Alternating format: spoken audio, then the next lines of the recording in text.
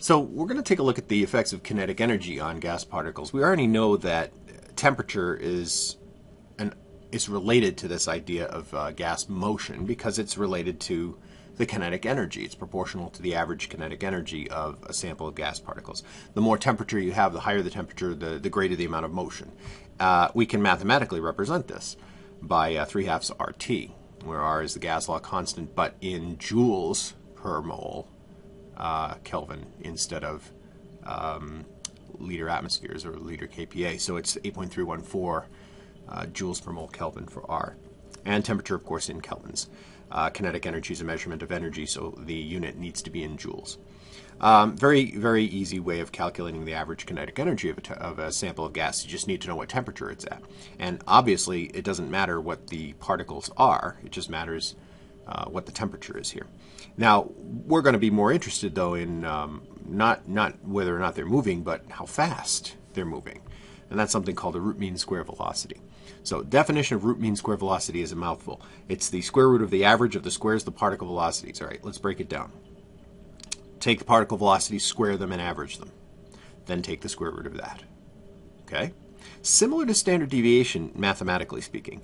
But it's fairly straightforward. Now, the equation looks a little hairy. Okay, but there's some common terms or some familiar terms in there that you might see. For example, you see average kinetic energy. We just saw that a few seconds ago. And we know that over here on the right, it's equal to 3/2 RT. So that's something familiar. So what's all this mess in the middle? Well, N, capital N, is Avogadro's number, N sub A. That's 6.022 times 10 to the 23rd. And then we have times 1/2 m. What's little m? Well, little m is the mass of the particle in question. And then u squared with a bar over it, that is the average of the squares of the velocities. Okay? So, what we have just said over here on the left, URMS, the root mean square velocity, is equal to the square root of the average of the squares of the velocities, which I can represent like this. And then doing a little bit of algebra, I'm going to plug and chug some numbers in here, do some algebra. You can do it if you want on your own. It's not really important. But I can basically come down to this. The root mean square velocity is equal to the square root of 3 RT over m. M is the molar mass of the gas in question, but it must be measured in kilograms per mole. And that has to do with the fact that we're dealing with things like force, which are measured in kilograms, and in kilograms is part of that, so you want to make sure that your molar mass is measured in kilograms. Okay? Very simple equation to plug things into. Really, all you need is the temperature and the molar mass, and you can calculate the root mean square velocity. Try this example. Find the root mean square velocity for the atoms in a sample of helium at 25C. Stop the video, try it out. You ready? All right, well, let's see how you did.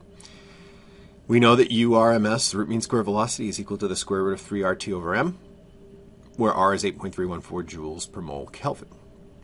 T is 25 degrees Celsius, but we need to work in kelvins because we're dealing with kinetic energy, so that's 298.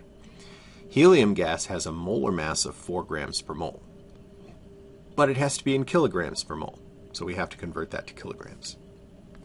When we do that, we get the URMS is equal to the square root of 1.86 times 10 to the 6th joules per kilogram. Now, a joule is a kilogram meter squared over second squared.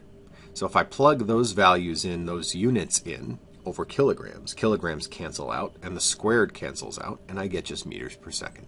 1.86 times 10 to the 3rd meters per second.